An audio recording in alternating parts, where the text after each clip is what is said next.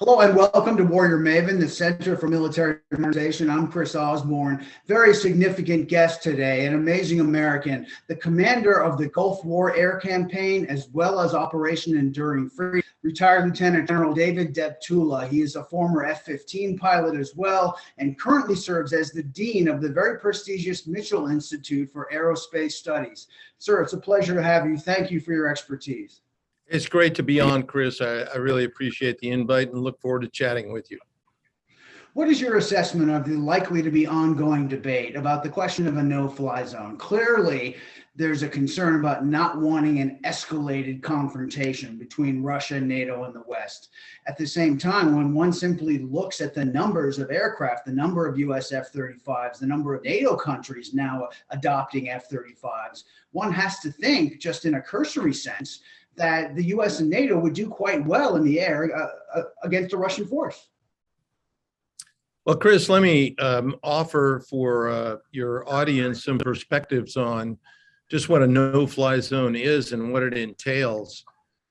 Many folks assume that somehow a no-fly zone is some sort of magical way to disperse an enemy without bloodshed, and I'd tell you that nothing could be further from reality.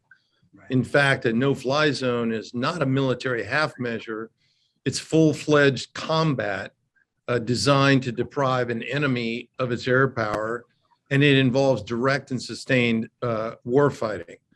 I think it's important to get across that it's not a silver bullet, and to be effective, it's got to be a part of a grand strategy with well-defined objectives. It's not cheap, it's not risk-free, and it requires significant preparation and smart execution. And probably the best way to kind of convey the magnitude of just what a no-fly zone entails is to talk about some of the key elements. So putting a no-fly zone in place involves bringing together command and control aircraft like airborne warning and control aircraft, or the Navy equivalent, the E-2s. It involves bringing on board intelligence, surveillance, and reconnaissance aircraft to provide situational awareness. These are aircraft like the Global Hawk, remotely piloted aircraft, EP-3s, RC-135 rivet joints, electronic and communications intercept aircraft, MQ-9 Reapers, and U-2s, and so on and so forth.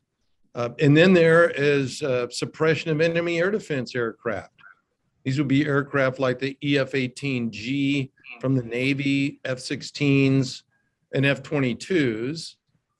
And then there are the counter-air aircraft, and generally these are what people think about what occupies the no-fly zone, and those would be F-22s, F-15Cs.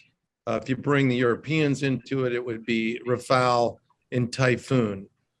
On top of that, you now have strike assets. F-35s, F-15Es, F-16s, B-1s, and so on and so forth. And of course, you've got to refuel all these aircraft, depending upon how long you want to enforce a no-fly zone. These would be KC-135s, A-330s, and so on and so forth. Plus, you've got to have a combat search and rescue capability in the event any of these aircraft go down. So all of these aircraft now need to be employed by understanding the answers to a variety of different questions. The first one is just what are the critical U.S. national security interests at stake that are worth the expenditure of U.S. blood and treasure? Secondarily, what's the desired end state? What is the anticipation of what this no-fly zone is going to incur? Who's the engagement authorizing authority? What are the command relationships among the coalition forces? In other words, who's in charge? What are the rules of engagement? Where's the area of coverage? Is this going to be over all of Ukraine, the area east or west of the Dnieper River? What's the duration of the coverage?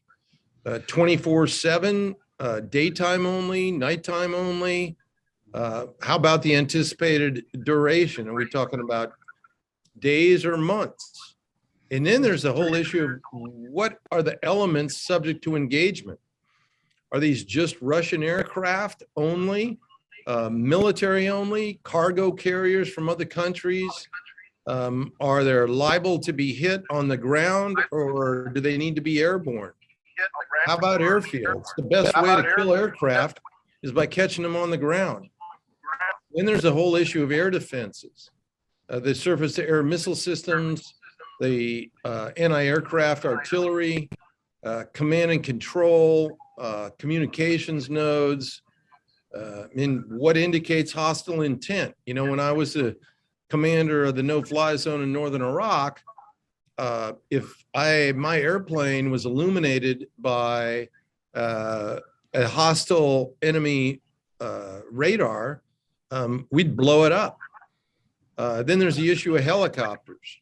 Do we need to wait for them to go in flight, or can we kill them while they're stationary?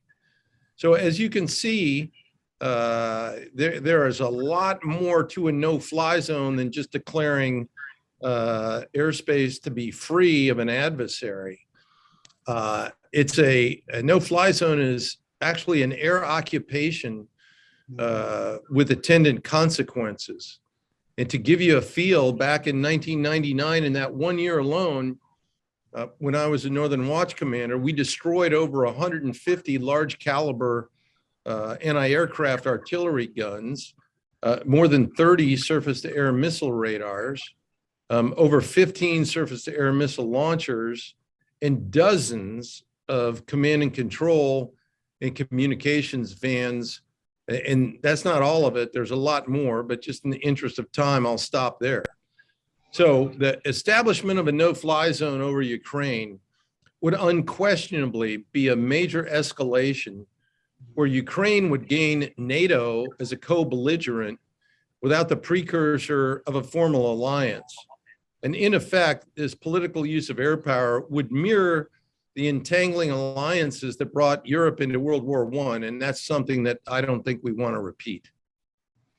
Roger that, sir. Well, gosh, as an F-15 pilot and a leader who probably oversaw and ran no-fly zones in Iraq, I'm interested in your thoughts on this. I mean, clearly there would be the imperative to clear the air of enemy aircraft, but then as you point out, there'd be a need to use stealth and take out enemy air defenses. A lot of discussion about the effectiveness of those S-400s and the hemispheric way in which they can operate to shut down the air areas. So my question to you would be, this would involve also, given the number of precision guided land weapons and land weapons in general, rockets and artillery that Russia is firing, wouldn't you need to truly engage the ground as well? I mean, yeah, that was my point, Chris, in laying out all of those surface targets that we eliminated when I was a commander of Operation Northern Watch. We didn't shoot down any airplanes, but we completely eviscerated the surface-to-air missile defenses of Iraq in the execution of that no-fly zone. So absolutely, those S-400s would have to be eliminated, and some of those are in Russian territory. So this gets to the issue of, what we're talking about in the option of putting together a no-fly zone is initiating full-out combat operations with the Russians. And that's not an escalation step that NATO or the United States wants to take.